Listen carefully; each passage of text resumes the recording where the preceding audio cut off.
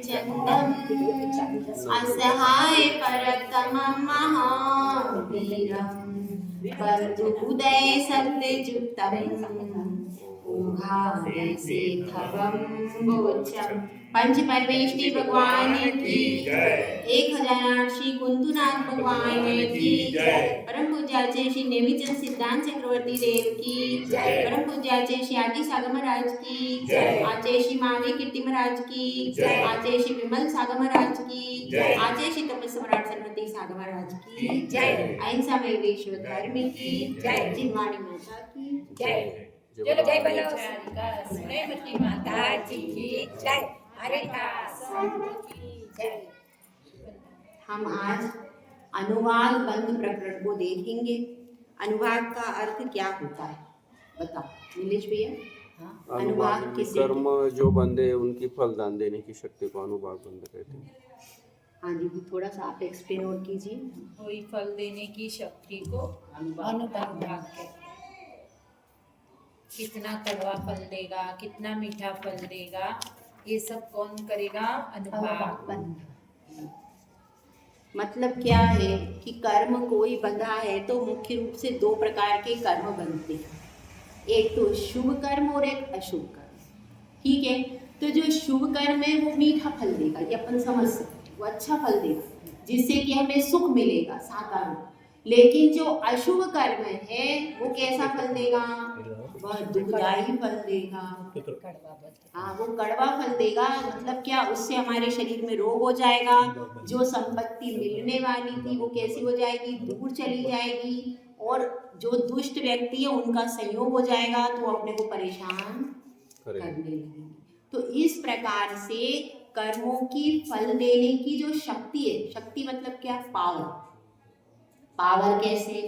जैसे दूध है, दूध है, दूध से ज्यादा पावर किसमें होती है? दही। दही समझ। उसके बाद क्या होगा? मलाई।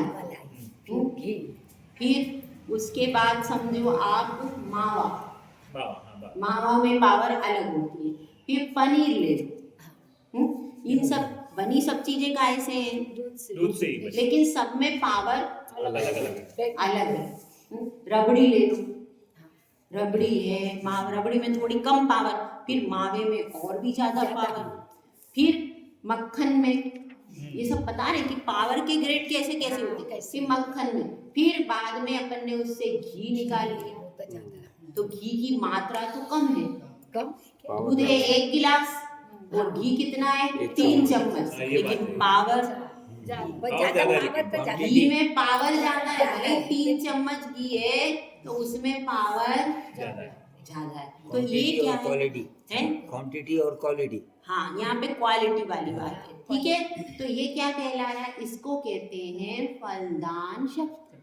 ठीक है, समझ में आई ना बात है? तो जिससे कि ये दूध में फिट बैठ जाता है ये सब चीजें। दूध को अपन जानते भी है कि कैसा किसका फल होता है। तो इस प्रकार से यहाँ पे कर्मों में लगाना, जैसे अपन ने दूध में उदाहरण लगाया ना, ऐसे कर्म में लगाना कि कर्म भी नाना प्रकार के हैं, 148 प्रकार के। अब उन 148 प्रकार में अलग अलग कर्म की अलग अलग प्रकार की शक्ति, और किसने किस क्वालिटी का बांधा है, किसने कैसा बांधा है, और फिर वो फल दे रहा है तो उसकी शक्ति कितनी है। अगर अशुभ कर्म कमजोर बंधा है तो क्या होगा? जल्दी नष्ट हो जाएगा। अगर अशुभ कर्म कमजोर बंधा है तो जल्दी नष्ट हो जाएगा, और अगर ज्यादा मजबूत बंधा है तो फिर उसको करने में समय लगेगा। 10 करण इसमें आगे होंगे क्या? ठीक है, वो आगे बताएंगे। तो मतलब अभी अपन इतना समझ लें कि जो उसकी पावर है, जैसे लाइट है, लाइट से समझ और सकते हैं अपन। लाइट है, लाइट में एक तो तुमने बनाया 10 वाट का बल्ब, एक 0 का भी बल्ब होता है, 0 का बल्ब होता है, कोई 10 वाट का बल्ब है, कोई 100 वाट का बल्ब है, कोई बड़ी हेलोजन है। ऐसे अलग अलग। अब लाइट तो एक ही है, सब में लाइट एक है, लेकिन पावर सबकी चमक अलग अलग है। तो इसी प्रकार से कर्मों में भी लगाना कि कर्म तो हाँ विज्ञानावरण कर्म, लेकिन इनको बंधा 0 वाट का, इनको 10 वाट का है, इनको 200 वाट का, अलग अलग व्यक्ति को अलग अलग प्रकार का।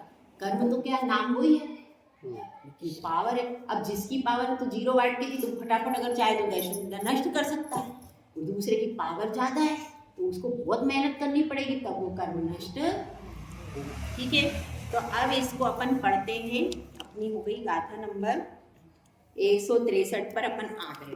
200 को तो पूरा करके जाएंगे यहाँ से, इतनी उम्मीद है कि अपन 200 कम से कम कर लेंगे। स्वेपैडीणं विसोहि दिव्यो असुहान संकिलेशेन विवरीदेन जहन्नो अनुभागो सवपैडीणम्। अब पहले अपन शुभ प्रकृतियों के बारे में पढ़ रहे हैं। शुभ प्रकृतियों का तीव्र अनुभाग बंध विशुद्ध परिणामों में होता है। अब समझे इसको। तीव्र 4 प्रकार के ग्रेड होते हैं। क्या क्या होते हैं? तीव्र, तीव्रतर, तीव्रतम और मंद, मंदतर, मंद, मंदतर, मंदतम। जैसे अपन डिग्रीज पढ़ते हैं, इंग्लिश में आपने पढ़ी होगी गुड, बेटर, बेस्ट। जिन्होंने इंग्लिश इन्होंने तो पढ़ी होगी, हमारे टाइम में तो पढ़ी थी, पढ़ ऐसी होती थी। गुड, बेटर, बेस्ट होता है ना, तो डिग्री वाइज उसमें बढ़ता जाता है। इसी प्रकार से उनकी फलदान शक्ति कैसी होती है? तीव्र, तीव्रतर, तीव्रतम, मंद, मंदतर, मंदतम। ठीक है, तो मंद में क्या होगी? मंद में उल्टा होगा फिर। मंद में उल्टा होगा ना? हाँ, मंद में उल्टा होगा। और तीव्र मंद, मंदतर यानी जो पहले थी उससे थोड़ी ज्यादा, उससे थोड़ा और कम, हाँ कम, उससे और कम। हाँ। और मंदतम में बिल्कुल ही कम। जैसे मंद में अपनी लाइट जल रही है भाई, आप समझ लो 100 वाट का, हाँ। मंद में, तो मंदतर में कितना हो जाएगा? 50 वाट हो है। और अपना मंदतर में, मंदतम में कितना हो जाएगा? 0 भी हो सकता है, 20 भी हो सकता है, मतलब उससे घटे। यहाँ पर कंपेरेटिवली घटता जा रहा है, जबकि तीव्र में क्या होगा? उल्टा होगा। तीव्र में कैसे होगा? 10 से वाट तीव्र है। 100 वाट। हाँ बताओ तीव्र का उदाहरण। 100 वाट तीव्र है, उससे ऊपर 200 वाट तीव्रतर हो जाएगा और तीव्रतम 500 वाट हो जाएगा। हाँ, ऐसे उसमें उल्टा चलेगा। तो ऐसे कम मंद म्हणजे 10 वॅट, मंदतम त्यापेक्षा 25 जास्त, मंदतर पहले, मंदतर पहिले ऑप्शन नाही। कम करना है। मंद मतलब 10, हाँ तो मंदतर मतलब 5 और मंदतम मतलब 0। हाँ वही बोल रहा है। इसमें कम कराना, इसमें मैंने कम भी तो होगा, कम इसमें किया। ज्यादा होगा। हाँ इसमें ज्यादा, इसमें कम, उसमें आना है 0 तक आना है, अपने को कम करने हैं और तीव्र में बढ़ाते जाना है। ये अंतर है। तो ये चीजें इसमें इसलिए बता रही हूँ कि इसमें अपनी पावर को इसी तरह से डिफाइन यहाँ पर किया जाए। तो क्या बताया है देखो, शुभ प्रकृतियों का तीव्र अनुभाग। अब समझ गए ना तीव्र मतलब कैसा है? तीव्र अनुभाग बंध विशुद्ध परिणामों से होता है। जब भी हमको शुभ प्रकृतियों को बांधना है तो क्या करना पड़ेगा? विशुद्ध परिणाम करने पड़ेंगे। और अशुभ को बांधना है तो क्या करना पड़ेगा? संकिलेश परिणाम। संकिलेश परिणाम करोगे तो क्या होगा? अशुभ प्रकृति बनेगी। और विशुद्ध परिणाम करेंगे तो शुभ परिणाम। ये अपन फिक्स कर लेना, ये चीज बार बार इसमें आएगी। अब अशुभ प्रकृतियों का तीव्र अनुभाग बंध संकिलेश परिणामों से होता है। ठीक है, क्या समझ में आया? शुभ प्रकृतियों का तीव्र अनुभाग बंध विशुद्ध परिणामों से होता है और अशुभ प्रकृतियों का तीव्र अनुभाग बंध संक्लेश परिणामों से होता है। अब लिखा है सर्वपैडीनम, सर्व प्रकृतियों का जहन्य। जहन्य मतलब क्या? जघन्य अनुभाग बंध। जघन्य मतलब क्या होता है? सबसे कम। सबसे कम को क्या कहेंगे? जघन्य। जघन्य अनुभाग बंध विपरीतेन, विपरीत परिणामों से होता है। अर्थात शुभ प्रकृतियों का जघन्य अनुभाग बंध संक्लेश परिणामों से और अशुभ प्रकृतियों का जघन्य अनुभाग बंध विशुद्ध परिणामों से होता है। अब देखो एक दूसरी बात, पहली बात तो समझ में आ गई कि क्या समझ में आया?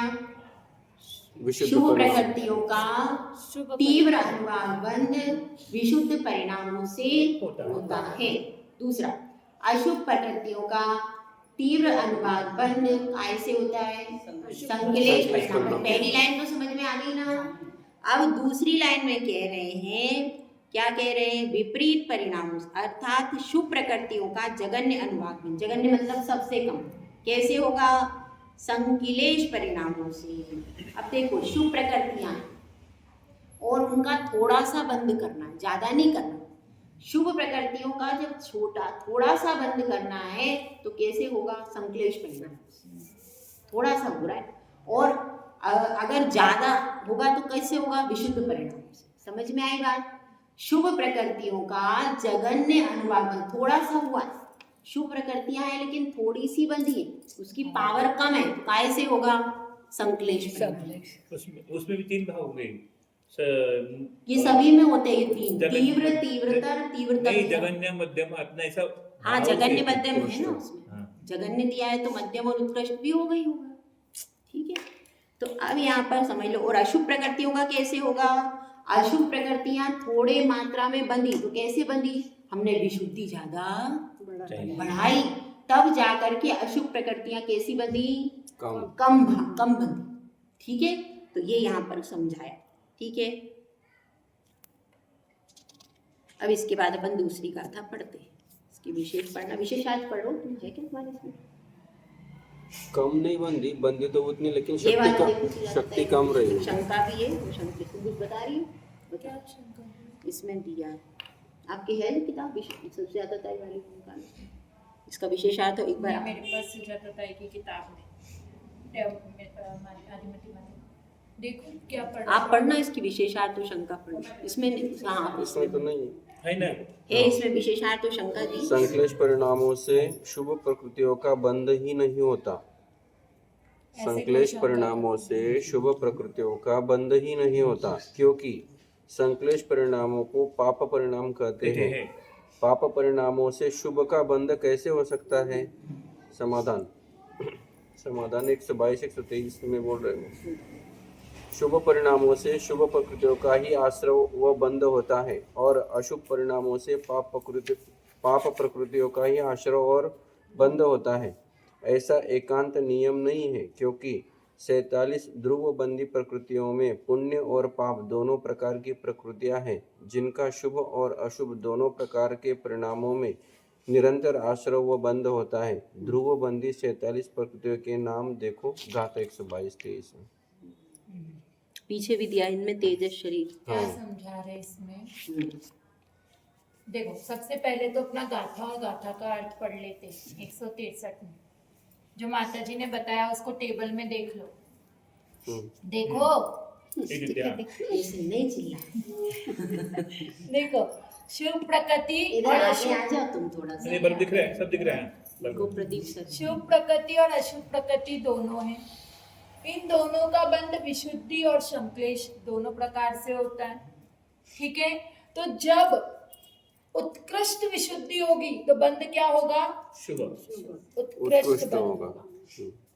ठीक है, और जहाँ पे संश्लेष ज्यादा होगा वहाँ पे अशुभ प्रकृतियों का क्या होगा? उत्कृष्ट बंध। ठीक है, हो गया। जहाँ पे विशुद्धि ज्यादा होगी वहाँ अशुभ प्रकृतियों का उत्कृष्ट बंध होगा, जहाँ पर संश्लेष ज्यादा होगा वहाँ अशुभ प्रकृतियों का उत्कृष्ट बंध होगा। जहाँ पे विशुद्धि कम होगी वहाँ पर अशुभ प्रकृति का क्या होगा? उत्कृष्ट बंध होगा। जघन्य नहीं ना, विशुद्धि कम होगी बोल रहे हो। नहीं, जघन्य जी।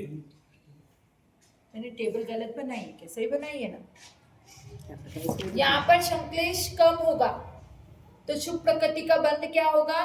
जघन्य बंध होगा। और विशुद्धि ज्यादा कम होगी तो अशुभ प्रकृति का जघन्य बंध। वही लिखा है, टेबल है यहाँ पर भी। ठीक है, सही है। ऐसी बनी टेबल, इधर विशुद्धि, संश्लेष, शुभ अशुभ। तो क्या समझ में आया कि जहाँ पर विशुद्धि ज्यादा होती है वहां पे अपनी शुभ प्रकृतियां बनती है, वो भी उत्कृष्ट में। तो इसका मतलब जो ध्रुवबंदी प्रकृतियां हैं जो कि अशुभ है, उनका बंध नहीं होगा क्या? सबको ही होगा। होना ही चाहिए। जब विशुद्ध परिणाम अपने हो रहे हैं तब अपन को जो ध्रुव बंदी है, जो बंधना रुकती नहीं है, उसको भी तो बांधना पड़ेगा। तो उसकी वजह से, विशुद्ध परिणाम की वजह से अशुभ प्रकृतियों का बंध होगा, लेकिन जगन्य होगा, जगन्य कम समय के लिए, इसका अनुभाग पड़ेगा उसमें। मतलब जहां पर विष हलाहल था वहां पर क्या हो जाएगा, नीम कांजीर के रूप में वो फल देकर अपनी छुट्टी हो जाएगी। क्यों? क्योंकि अपन के उस समय विशुद्ध परिणाम थे, अशुभ प्रकृतियों का आश्रय हुआ, लेकिन क्या हो गया, नीम और कांजीर के रूप में। और जहां पर संक्लेश है, बहुत उत्कृष्ट संक्लेश है, तो क्या वहां पर उसको जो निरंतर प्रशस्त प्रकृतियां, उनका बंध नहीं होगा? होगा, लेकिन क्या होगा, जगन्य अनुभाग वाला बंध होगा, उत्कृष्ट अनुभाग वाला नहीं नहीं। बस यही कॉन्सेप्ट। तो यहाँ- वही शंका भी वही खड़ी करी। शंका भी उन्होंने ये करी है कि भाई आपने बता दिया संक्लेश परिणामों से शुभ प्रकृतियों का बंध ही नहीं होता, लेकिन इसमें बताया है संक्लेश परिणामों से भी हो रहा, मगर जगन्य हो रहा। क्योंकि जगन्य अगर होगा बस। शुभ प्रकृतियां बन रही होगी और संक्लेश परिणाम कर ले तो उसका जगन्य बंध जगन्य हो होगा जाएगा। वहाँ पे अगर संक्लेश परिणाम नहीं होते तो वो उत्कृष्ट बन जाती, लेकिन संक्लेश परिणामों की वजह से वो जगन्य हो गए। मतलब साथ और- में ऐसा नहीं कह सकते कि शुभ और अशुभ प्रकृतियां साथ में नहीं बंधेगी, बंधती ये हैं। इसमें एक उदाहरण दिया है, पीछे आप उदाहरण पढ़ो, तेजस शरीर वाला, इसमें तेजस शरीर पीछे नीचे लिखा हुआ है। तेजस इनमें तेजस शरीर, कारमान शरीर, अगुरु लघु, निर्माण, ये 4 शुभ प्रकृतियों की प्रकृतियां हैं। शेष 43 अशुभ प्रकृतियां हैं। इस प्रकार अशुभ परिणामों में उपर्युक्त 4 शुभ प्रकृतियों का अवश्य बंध होता है। इनके अतिरिक्त औदारिक, वैक्रियक, पंचेंद्रिय जाति, त्रस, बादर, पर्याप्त, प्रत्येक शरीर, तिरंचायु का भी यथा योग्य बंध संभव है। उनका जगन्य अनुभाग बंध होता है। शुभ परिणामों से 43 ध्रुव बंदी अशुभ प्रकृतियों का मंद अनुभाग बंध होता है। यहाँ पे उदाहरण देकर के समझाया है कि 43 जो ध्रुवबंदी अशुभ प्रकृतियां हैं वो उनका शुभ परिणामों से मंद अनुभाग बंद होता है, और ये पूरी प्रकृतियों के नाम भी यहाँ नाम दिया पर है। लिखे, तो ताकि आपको पूरा उदाहरण दे करके समझाया। ये इसको विषय को आगे स्पष्ट करेंगे जब वो गाथाएं आएंगी ना, तो उसमें और भी स्पष्ट करेंगे। चलो अपन अगली गाथा देख लो, और कुछ बोलना है? 164 नंबर की गाथा। बादाल तू पसत्था विसोई गुण मुक्कडस्य वाओ विसोहि गुण मुक्तडसद्विबाहो बासीदि अपसत्ता बासीदि अपसत्ता मिच्छु कड संकिलेठस्य बादालम। बादालम का अर्थ क्या होता है? 42 पुण्य प्रकृतियां पढ़ी थी ना अपन ने पहले की, याद होगी। 42 पुण्य प्रकृतियों का तीव्र अनुभाग बंध उत्कृष्ट विशुद्धि गुण युक्त जीव के होता है। और बासीदी मतलब 82 अप्रशस्त प्रकृतियों का उत्कृष्ट अनुभाग बंध उत्कृष्ट संक्लेश परिणाम युक्त मिथ्या दृष्टि जीव के होता है। बता रहे हैं नहीं, अब इसमें 42 प्रकृतियां जो हैं, पुण्य प्रकृतियां 42, तो उनका क्या होता है? तीव्र अनुभाग बंध कैसे होगा? उत्कृष्ट विशुद्धि वाले जीव को ही होगा। जो पुण्य प्रकृतियां हैं उनका तीव्र अनुभाग बंध किसको होगा? विशुद्ध परिणाम वाले विशुद्ध जीव। परिणाम वाले को ही होगा। वही बताया उसमें कि विशुद्धि गुण युक्त जीव के होता है। और 82 कौन सी प्रकृतियां? अप्रशस्त प्रकृतियां, तो उनका क्या होगा? उनका उत्कृष्ट अनुभाग बंध कैसे होगा? संक्लेश से होगा। तो उत्कृष्ट संक्लेश करेगा तो उसको उत्कृष्ट बंध अनुभाग बंध किसका होगा? अप्रशस्त प्रकृतियों का। तो इसी बात को यहाँ पर बताया, लेकिन यहाँ पर खास बात क्या दी है कि मिथ्या दृष्टि जीव के ही होगा। किसका? अप्रशस्त प्रकृतियों का उत्कृष्ट कौन बांधेगा? मिथ्या दृष्टि। अप्रशस्त प्रकृतियां हैं, अब उसका उत्कृष्ट बांधने के लिए तो मिथ्या दृष्टि चाहिए ना। सम्यक दृष्टि उसका अप्रशस्त प्रकृतियों का उत्कृष्ट थोड़ी बांधेगा, वो तो जगन्य बांधेगा या फिर नहीं बांधेगा। या तो जगन्य बांधेगा या फिर नहीं बांधेगा। तो उसका बांधने के लिए कौन चाहिए? और मिथ्या दृष्टि जीव चाहिए, वही उत्कृष्ट बंधु अशुभ प्रकृतियों का बांधे। करता है, ये बताया। ठीक है, ये क्लियर हो गया। ये उत्कृष्ट विशुद्ध वाले मुनि महाराज ही होंगे फिर। हाँ, वही छपक श्रेणी वाले होते हैं वो। उन्हीं के समय में वो इनका उत्कृष्ट बनता है। और ऐसा इसमें अनुभाग में के क्षेत्र में थोड़ा अलग, यहाँ प्रकृतियों की आगे पूरी चर्चा यहाँ होगी, पे स्थिति की बात नहीं हो रही है, ये स्थिति अलग है। तो तो इसमें जितनी अधिक विशुद्धि उतना अधिक अनुभव। ये टोटल में लगे 124 प्रकृतियां हैं फिर। ये सारी प्रकृतियां आगे पूरी डिफाइन करेंगे, पूरा बताएंगे। और यहाँ पर 124 है, जबकि प्रकृतियां तो 120 होती है, ऐसा तो। चार हाँ, 124 कैसे हो गई बताओ? 42 प्लस 82, 124। हाँ भाई, 42 प्लस 82 कितनी हो गई? 124। 104 प्रकृतियां कौन सी बढ़ी? 124 हो गई, 4 ही बची। 4 प्रकृति बड़ी कौन सी? बढ़ी गई ना। कौन सी बढ़ गई वो बताना है, वही बताना है आप लोगों को। 4 प्रकृति कौन सी बढ़ गई?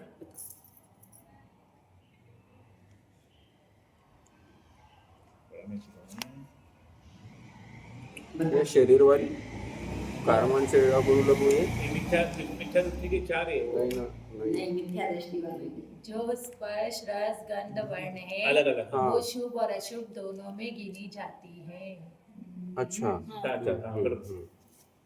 तो दोनों में आ गई ना, शुभ और स्पर्श अशुभ। रस गंध वर्ण। शुभ में भी गिन ली, अशुभ में भी गिन ली, तो क्या हो गया?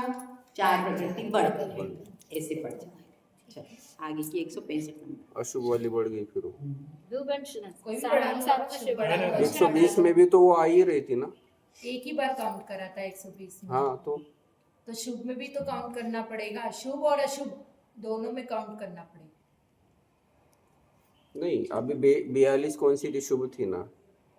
हाँ, 42 प्रकृति शुभ है ना, 82 जो ली वो अशुभ उसमें भी ली ना। शुभ स्पर्श रस गंध वर्ण काउंट कर लिया अपन ने। हाँ, और जो 82 ली, 82 ली जो ली, उसमें भी शुभ अशुभ अशुभ स्पर्श रस गंध हाँ, वर्ण। उसमें भी अशुभ ले कर ली। लिया उसमें। उसमें 38 होंगे फिर। हाँ, तो हाँ, इसलिए उसमें वो बढ़ 38 गए। होंगे। हाँ। तो एक में ही करेंगे तो बराबर बढ़ गए। आदाओ जो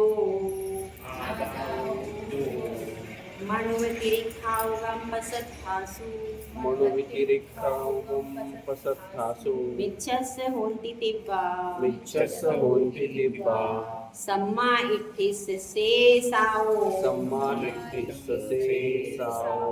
अब 42 प्रकृति प्रशस्त प्रकृतियों में से आदाओ यानी आतप, उद्योग, मनुष्यायु और त्रियंचायु, ये सब कैसी हैं? प्रशस्त प्रकृतियां हैं।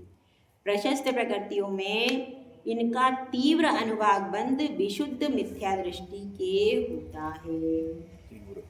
तीव्र कर रहे हैं प्रकृतियों का अनुभाग बंध। तो ये कैसी प्रकृतियां हैं? आतप, उद्योत, मनुष्यायु और त्रियंचायु। ठीक है। और शेष 38 प्रकृतियों का तीव्र अनुभाग बंध विशुद्ध सम्यक दृष्टि के होता है। अब देखो, आतप जो है किसको होता है? आतप कहाँ जाता है बताइए? कहाँ जाता है? बंध की अपेक्षा से बंध प्रकृतियां होती है ना, जिसके शरीर में कांति होती है। नहीं, आतप कहाँ तक बंधती है? बंध विच्छति की अपेक्षा बताइए। ये दूसरे भी जाएंगे। आतप कहाँ जाती है बताइए? तब पहले भी पहले भी जाएगा। पहले गुण स्थान में अपन पढ़ते हैं एकेंद्रीय स्थावर आतप। तो ये पहले तो ये मिथ्या दृष्टि को ही बंधेगा। इसका तीव्र अनुभाग बंध जो है यहाँ पर, हाँ, तीव्र अनुभाग बंध की बात हो रही ना, तो उसमें आतप पहले ही गुण स्थान में जा रहा है। इसका मतलब उसका अनुभाग बंध तीव्र कौन करेगा? मिथ्या दृष्टि। मिथ्या दृष्टि। तो यहाँ यही बताओ। और उद्योत, उद्योत कहाँ तक रहता है? दूसरे गुण स्थान तक उद्योत। ठीक है। और मनुष्यायु और त्रियंचायु, सम्यक दृष्टि तो मनुष्यायु और त्रियंचायु का बंध ही नहीं करता। नहीं करता। कहाँ करता? नहीं करता है। तो इसलिए यहाँ पर बताया है मिथ्या दृष्टि के होता है इसका। लेकिन ये प्रकृतियां प्रशस्त हैं, इसीलिए उसकी भी विशुद्धि होना चाहिए। थोड़ी बहुत मिथ्या दृष्टि की विशुद्धि होगी, क्योंकि मनुष्यायु का और त्रियंचायु शुभ प्रकृति है, तो उनका बंद करने के लिए उसकी थोड़ी बहुत विशुद्धि होना जरूरी है मिथ्या दृष्टि की। इसलिए इसको होता है। और कुछ और बता रहे हैं? और शेष 38 प्रकृतियां जो हैं उनका तीव्र अनुभाग बंध जो क्या कौन करता है? वो विशुद्ध सम्यक दृष्टि के होता है। अब वो देवायु है, देवायु आदि प्रकृतियां हैं, तो उसको तो वैसे मिथ्या दृष्टि भी बांध सकता है, लेकिन उसका जो तीव्र अनुभाग बंद होगा वो सम्यक दृष्टि को ही होगा। जो सम्यक दृष्टि होगा वही आगे आगे जाता जाएगा, नवग्रह के भी आगे जाएगा। बाकी ज़्यादा कोई किसी की सामर्थ्य नहीं है जाने की, तो उसका क्या होगा, उसकी जो क्वालिटी है वो कैसी होगी, प्योर होगी, प्योर होगी, बढ़ती जाएगी। तो इसलिए यहाँ पर बताया है कि शेष ये प्रकृतियों को छोड़ करके, ये तो मिथ्या दृष्टि मानेंगे, इसके अलावा शेष प्रकृतियों का कौन करेगा, विशुद्ध सम्यक दृष्टि के होता है। अब आगे वो बता रहे हैं, प्रकृतियों को धीरे धीरे बताते जाते हैं। मनोराल दुखम विशुद्ध सुर निरय अविरदे तिवा विशुद्ध सुरनिरय अविरते दिव्वा देवाउ अपमत्ते देवाहु अपमते खवगे अवशेष 32 खवगे अवशेष 32। मणुओं यानी मनुष्य द्वीप। मनुष्य द्वीप में क्या आता है भाई, बताओ चलो विज्ञान, मनुष्य द्वीप किसको कहते हैं, मनुष्य द्वीप मनुष्य गत्यानुपूर्वी। देखो, मनुष्य गति मनुष्य गत्यानुपूर्वी। फिर औदारिक द्वीप किसको कहते हैं बताओ, फिर गांधी निकालो, औदारिक द्वीप आता है, औदारिक शरीर, औदारिक अंगों पांग, ठीक है। क्या क्या हो गया, मनुष्य मनुष्य गति मनुष्य गत्यानुपूर्वी और औदारिक शरीर, औदारिक अंगों, ठीक है। उसके बाद वर्ज वृषभ नाराज सेन कहाँ बनती है ये बताइए, कौन से गुण स्थान में इनका बंध विच्छति होती है। हाँ नीलेश भैया बताओ, चौथे गुण स्थान में, सही है, चौथे में ही होती। चौथे में कितनी प्रकृतियां बनती थी, 10 की बंध विच्छति ना, 10 की बंध विच्छति, 10 की बंध विच्छति होती है चौथे में, तो उसमें से ये प्रकृतियां, तो इनका तीव्र अनुभाग बंध कौन करता है, विशुद्ध परिणाम वाला असंयत सम्यक दृष्टि कौन करता है, देव और नारकी। यहाँ पर मनुष्य और त्रियंश को क्यों नहीं लिखा, हाँ भाई मेरा एक प्रश्न है, यहाँ पे लिखा है नहीं, यहाँ पे लिखा है देव और नारकी जीव करता है क्या, मनुष्य देह, औदारिक देह, वर्ज वृषभ नाराज सेन, ये सब शुभी प्रकृतियां हैं। तो इनका तीव्र अनुभाग बंध कौन करता है, विशुद्ध परिणामों से कर रहा है, असंयत सम्यक दृष्टि करता है, लेकिन कौन करता है, या तो देव या फिर नारकी। मनुष्य का नाम नहीं लिखा, क्यों, मनुष्य इतना करता नहीं, मनुष्य नहीं करेगा, क्यों, क्योंकि अगर मनुष्य करता है इन प्रकृतियों का, तो पहला तो मनुष्य, यदि ये कौन करता है, ये देव और नारकी जो मनुष्य गति में आ रहे हैं, उनकी अपेक्षा से कथा नहीं आ। देव और नारकी में कौन, जो तीर्थंकर हैं, अथवा सम्यक दृष्टि, छायित सम्यक दृष्टि पहले नरक से है, ऐसे चौषम सम्यक दृष्टि, जो सम्यक दृष्टि जीव आ रहे हैं और तीर्थंकर प्रकृति वाले भी हैं उसमें से, वो सब इन सब का बंध उनकी अपेक्षा से कथा नहीं आ। देवायु का उत्कृष्ट अनुभाग बंध अप्रमत्त गुण स्थान में होता है, अपने को मालूम है। देखो बंध विच्छति याद रखना, इसमें थोड़ा तो आपको आसान में पड़ेगा। बताओ देवायु कहाँ बनती है, कहाँ बंध विच्छति होती है देवायु की, 7वें में, याद है ना, 7वें में अप्रमत्त गुण स्थान में देवायु की विच्छति होती है। तो देवायु का उत्कृष्ट अनुभाग बंध कहाँ होता है, 7वें। और शेष रही 32 पुण्य प्रकृतियों का उत्कृष्ट अनुभाग बंध छपक श्रेणी में होता है। और उसमें क्या होता है, उत्कृष्ट अनुभाग छपक श्रेणी में होता है, जो छपक श्रेणी चढ़ रहा है उसको उसका उत्कृष्ट अनुभाग बंध होता है, मुनियों को ही होगा। हाँ मुनिराज छपक श्रेणी वाले, ठीक है। और कुछ बताना जी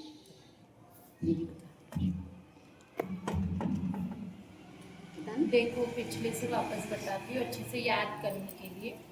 जो 42 प्रशस्त प्रकृतियां हैं, पहले तो बता दिया कि 42 प्रशस्त प्रकृतियां हैं, 82 अप्रशस्त प्रकृतियां हैं, ठीक है। तो 42 प्रशस्त प्रकृतियों का विशुद्धि होगी तो उनका अनुभाग ज्यादा होगा, संक्लेश होगा तो अनुभाग कम कर देगा। और अशुभ प्रकृतियों का संक्लेश ज्यादा होगा तो उत्कृष्ट। उत्कृष्ट अनुभाग होगा।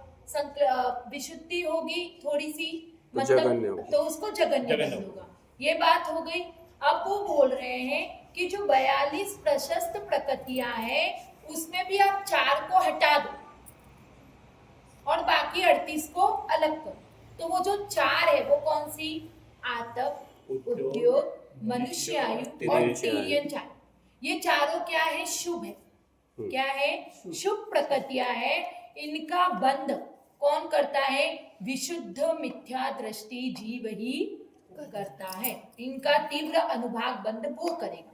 इसका मतलब वो जीव जब पहले गुणस्थान से पार होने वाला होगा तब वो आतप का क्या करेगा? उत्कृष्ट बंध करेगा, उत्कृष्ट अनुभाग बंध करेगा। क्योंकि उसकी बंध विच्छुत्ति कहाँ होती है? पहले गुणस्थान के अंतिम में। तो वहां से वो जीव तभी पार होगा जब वो वहां से निकलेगा। तो विशुद्ध मिथ्या दृष्टि लगाया तो जिसके परिणाम विशुद्ध हो रहे होंगे ऐसा वो मिथ्या दृष्टि जीव तीव्र अनुभाग बंध करेगा। उद्योग का कहाँ पे बंध विच्छुत्ति होती है? दूसरे गुणस्थान में। ठीक है। फिर मनुष्य आयु और तिर्यंच आयु, यहाँ पर उसको बोला है क्योंकि जो सम्यक दर्शन को प्राप्त कर लेगा वो क्या करेगा? मनुष्य आयु और तिर्यंच आयु का बंध करेगा ही नहीं। वो कौन सा कार्य करेगा? देवायु का बंध करेगा। मनुष्य और तिर्यंच की अपेक्षा बता रही। इसीलिए उनका बंध भी कहाँ होगा? देवायु। कहाँ पर? मिथ्या दृष्टि जीव ही करेगा। ठीक है। उनकी अपेक्षा से मैं बता रही हूँ। तो इन 4 का तीव्र अनुभाग बंध विशुद्ध मिथ्या दृष्टि के होता है। फिर बची 38 प्रकृतियां। तो वो 38 प्रकृतियों का सम्यक दृष्टि जीव करता है। ठीक है। तो अब आगे आगे वो गाथा में यही बता रहे हैं कि कौन कौन सी प्रकृतियों को कौन कौन सा सम्यक दृष्टि बांधता है। क्योंकि सम्यक दृष्टि के भी प्रकार है। चौथे गुणस्थान वाला भी सम्यक दृष्टि है, 5वें गुणस्थान वाला भी सम्यक दृष्टि है, 6ठे वाला भी है, विशुद्धि 7वें जैसी वाला होगी भी वैसी वो है, 8वें बंधेगी। वाला भी है, 90 वाला भी और 10वें वाला भी है। अब बताओ 10 तक की क्यों? 11वां 12वां वाला भी तो सम्यक दृष्टि है, तो वहां का क्यों नहीं गिना? वहाँ बंद नहीं है ना, बहुत कम ऊपर है। तो एक ही रह जाती ना सातवें ये वेदनी। साता वेदनी की अपेक्षा से भी कह सकते थे कि वहां पर भी कम बंद होता, ज्यादा बंद होता है अनुभाग का। स्पर्श रसगंध नहीं, क्योंकि जो साता वेदनी है वो सिर्फ प्रकृति और प्रदेश बंद होता है, स्थिति और अनुभाग का बंद वहां पर नहीं होता है। कहाँ गया? एक समय का बंद होता है, आती और जाती है, बैठती नहीं है ना। क्योंकि आया और गया कर्म, बैठेगा तो अच्छा। स्थिति बनेगी और अनुभाग बनेगा। और अनुभाग का बंद होता है कषाय के ऊपर डिपेंड करता कषाय है। है। और कषाय तो 10वें गुणस्थान के आगे है ही नहीं। स्थिति और अनुभाग दोनों कषाय नामिक से है बनते। सिर्फ के सातवें ये वेदनी। पढ़ी ना अपन ने द्रव्य संग्रह में कहा था। हाँ। स्थिति और अनुभाग कषाय से बनते हैं। और योग से किसका होता है? प्रकृति और प्रदेश। यानी सिर्फ नाम के लिए सातवें वेदनी रह जाती है फिर। हाँ, बस वो नाम के लिए आई गई, उसका आई कोई गई। फर्क नहीं पड़ता उनको। ठीक है, समझ में आया इतना? तो इसीलिए अपन 10वें गुणस्थान तक ही बात करेंगे। जो 10वें गुणस्थान तक के सम्यक दृष्टि है उनकी बात यहाँ पर करेंगे। ये 38 प्रकृतियों से रिलेटेड। तो यहाँ पर सबसे पहले बता दिया कि जो मनुष्य द्विक, औदारिक द्विक और वज्र विषुव नाराज सहनन का तीव्र अनुभाग बंध विशुद्ध परिणामी असंयत सम्यक दृष्टि देव और नारकी जीव करता है। तो मनुष्य और तिर्यंच क्यों नहीं करते? क्यों नहीं करते बताओ? वो संयम धारण कर सकते हैं दोनों, असंयम वाले असंयत वाले। थोडेसे असंयम मनुष्य बनवू शकेस ना। नहीं, ये यहाँ तो चौथे गुणस्थान की बात हो रही है, चौथे 5वें की बात नहीं हो रही। चौथा गुणस्थान आपण नाही का? असंयत सम्यक दृष्टि आपका मनुष्य वाला भी है, तिर्यंच वाला भी है, देव वाला भी है, नारकी वाला भी है। तो यही दोनों तीव्र अनुभाग बंद करते हैं, वो दोनों नहीं। क्योंकि मनुष्य और तिर्यंच की बंध विच्छुत्ति दूसरे गुणस्थान में होती है। मनुष्य, अच्छा हाँ, 31 प्रकृतियां आपने पढ़ी है ना, इसमें बंध विच्छत्ति एक बार रिवीजन करके आ जाना तो क्लियर होगा। उसमें आपने 31 प्रकृतियां की बंध विच्छत्ति की थी, तो अपन ने पहले ही कर ली थी। क्यों कर ली थी? कि भाई सम्यक दृष्टि जीव है वो यदि सम्यक दर्शन के बाद में क्या आयु का बंध करेगा तो नियम से देवगति में ही जाएगा, देवायु में ही जाएगा, और किसी आयु में सम्यक दृष्टि जीव नहीं आता। अपन ने पढ़ा ही रत्नकरण में, सम्यक दृष्टि जीव कहाँ जाता है? देवायु में। देवायु में ही जाएगा। मनुष्य और तिर्यंच मनुष्य और तिर्यंच आयु में वो जाता ही नहीं। नहीं है, इसलिए उसकी व्युत्पत्ति पहले ही दूसरे में करवा ली थी, तो इसीलिए यहाँ पर उसका नाम नहीं लिया है कि वो नहीं जाएगा। क्योंकि इनका जो है ये जो शुभ प्रकृतियां इनका तीव्र अनुभाग बंद चौथे गुण स्थान में ही हो सकता है, उसके पहले दूसरे में इतना हो नहीं सकता। क्यों नहीं हो सकता? क्योंकि उसके परिणाम उतने विशुद्ध नहीं होंगे। नहीं होंगे। तो परिणाम दूसरे गुण स्थान में उतने विशुद्ध नहीं है, पर अपने मनुष्य गति और तिर्यंच गति वालों की बंध विच्छुद्धि दूसरे गुण स्थान में हो जाती है, तो तीव्र अनुभाग बंद करने का अपना सवाल ही नहीं उठता। तो तीव्र अनुभाग बंद कौन करेगा? देव और नारकी, क्योंकि वो लोग ही मरण करके मनुष्य गति में और तिर्यंच गति में आ सकते हैं। और मनुष्य गति तिर्यंच गति की भी बंध विच्छुद्धि कहाँ हो जाती है? देव और नारकी की दूसरे गुण स्थान में। लेकिन जो मनुष्य गति की बंध विच्छुद्धि है वो देव और नारकी की कहाँ होती है? चौथे गुण स्थान में होती है। इसलिए मनुष्य द्वीप, औदारिक द्वीप, वज्र विषम नाराज सेनन का उत्कृष्ट अनुभाग बंद देव और नारकी के जब असंयत सम्यक दृष्टि होती है तब होता है। आया समझ में कि कंफ्यूजन हो गया? थोड़ा कंफ्यूजन हो। वो बंध विच्छत्ति के आधार पे है ये थोड़ा सा। कल सब बंध विच्छत्ति जो सामान्य टेबल है ना वो सब वो देखते हैं क्या। 42 प्रकृति शुभ कौन सी, उसका नाम ये बता तो रहे, उसमें 4 तो बता दिया, आतप, हाँ, ये उद्योग, तो- हाँ। मनुष्य आयु और तिर्यंच आयु। अब 5 और बता दी यहाँ पे, मनुष्य द्वीप, औदारिक धीरे द्वीप और धीरे वज्र सबको विषम बता रहे नाराज हैं, धीरे सेनन। धीरे पूरी बताएंगे। बताई ना अभी, मनुष्य द्वीप, औदारिक द्वीप, वज्र विषम नाराज सेनन, ये भी शुभ प्रकृतियां, इनका बंध असंयत सम्यक दृष्टि करता है। आतप, उद्योग और मनुष्य आयु और तिर्यंच आयु का विशुद्ध मिथ्या दृष्टि जीव करता है। वैसा नहीं, वो 42 के 42 ही नाम शुभ है चाहिए ऐसा उनको। बोल दो उनको। वो नहीं, 42 वो से तो 42 वो शुभ नहीं, ही है ना वो। वो पहले भी जाती है सब अशुभ प्रकृतियां, वो आपने पढ़ाते पहले में नहीं। जो जाती है सब अशुभ प्रकृतियां होती है। 42 अपन तो बात अभी 42 की कर रहे हैं, अच्छा, उसकी काउंटिंग चल रही है। उसकी काउंटिंग में 4 तो ऊपर बता दी, आतप, उद्योग, मनुष्य आयु, तिर्यंच आयु। 5 इसमें बता दी, मनुष्य द्वीप, औदारिक द्वीप, वज्र विषम नाराज सेनन। अब अगली लाइन में बता रहे देव आयु का उत्कृष्ट अनुभाग बंध अप्रमत्त गुण स्थान में होता है। क्यों? क्योंकि अप्रमत्त गुण स्थान में उसकी बंध विच्छुद्धि बताई, और जहां पर उसका अंतिम बंध होता है वहीं पे उसकी उत्कृष्ट विशुद्धि पाई जाती है। क्योंकि सातवें गुण स्थान वाले की विशुद्धि ज्यादा होगी कि छठे वाले की होगी? सातवें वाले। तो सातवें वाले की विशुद्धि ज्यादा, तो वहां पे उसका उत्कृष्ट अनुभाग बंध भी होता है, और वहीं पे उसकी बंध विच्छुद्धि हो जाती है, इसलिए आगे उसकी बात ही नहीं की। नहीं होती। ठीक है, इसलिए अप्रमत्त गुणस्थानवर्ती वाले जीव को देव आयु का उत्कृष्ट अनुभाग बंध होता है। ठीक है, फिर शेष रही 32 पुण्य प्रकृतियों का उत्कृष्ट अनुभाग बंध छपक श्रेणी में होता है। फिर इस यानी इसको समझा अभी अब आगे पंचम इस काल में 32 का भी उत्कृष्ट नाम देवायु क्या का बोल भी रहे हैं? बंधन नहीं हो सकता। फिर क्या बोल रहे हैं? अभी पंचम काल में उत्कृष्ट देवायु का भी बंधन नहीं कर सकता कोई, नहीं अभी नहीं कर सकता, वो तो 11वें गुण स्थान में, क्योंकि वो सातवें गुण स्थान के अंतिम भाग में हो रहा है ना। 7वें के अंतिम भाग में जो होगा। सातवें 8वें में में तो जाएगा उसको, मध्यम हाँ। होगा अपने का। 7वें के प्रथम भाग में, अपन चाहते हैं। 7वें के प्रथम भाग में। नहीं, अभी मध्यम होगा। नहीं अंतिम मध्यम भाग में ना, देवायु। अंतिम में है ना। नहीं, ऐसा देखो, मध्यम हो सकता है। देवायु का उत्कृष्ट अनुभाग उत्कृष्ट बंधन अनुभाग। अप्रमत्त गुण स्थान में होता है, तो पहले भाग में ही देवायु जाती है। प्रमत्त जो 2 भाग है उसके स्वस्थान और वो स्थान में, तो पहले भाग में 2 भाग है अप्रमत्त गुण स्थान के, उसमें पहले भाग में देवायु जाती है। तो अभी पहला भाग तो है, पहला भाग अभी मुनियों को है, पर मतलब उनकी विशुद्धि के ऊपर आप कौन से मुनिराज क्या अच्छा, करते हैं ये अच्छा, केवली गम्य विषय। पहला भाग दूसरा भाग पहला भाग मुनियों के रहता है, सातवें के पहले भाग तक अभी जा सकते हैं, दूसरे भाग में नहीं जा सकते। तो सातवें के पहले भाग से वो आगे बढ़ेंगे तभी उत्कृष्ट हाँ, तभी अनुभाग होगा बंद ना, होगा मतलब ना, तो आगे नहीं बढ़ नहीं सकते। होगा। उसी में वो उसी से फिर बाद में छठे में आ जाते हैं, फिर वो उसमें ज़्यादा समय नहीं रहते। सातवें के पहले भाग में जाते हैं लेकिन बहुत अल्प समय में, फिर बाद में वापस आ जाते हैं, उसमें ज़्यादा टिक नहीं सकते और उसका एंडिंग पॉइंट नहीं कर क्रॉस नहीं कर सकते। नहीं। तो ये उत्कृष्ट अनुभाग की बात हो रही है, स्थिति मत लगाना। नहीं नहीं नहीं अनुभाग अनुभाग अनुभाग, स्थिति मत लगाना मत लगाना मत लगाना, ठीक है। तब 32 पुण्य प्रकृतियों का उत्कृष्ट अनुभाग बंध छपक श्रेणी में होता है। अब वो 32 कौन सी है वो पढ़ना है क्या? एक गाथा में पढ़ लेंगे। हाँ पहले एक कर हाँ चलो पढ़ लो क्लियर चलो पढ़ लो वो 32 उपगादहीनति से उपगादहीनति से अपूर्वकरण से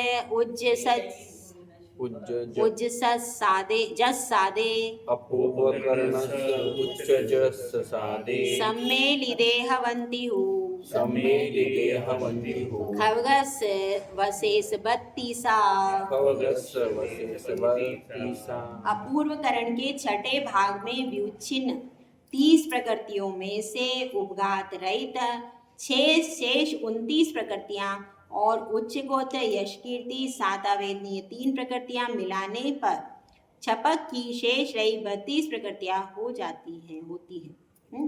क्या क्या बताया? अपूर्वकरण के कितने भाग होते हैं भाई? अपूर्वकरण के छठे भाग। अपूर्वकरण के कितने भाग होते हैं बताओ भाई? 3 नहीं होते। 3 भाग है।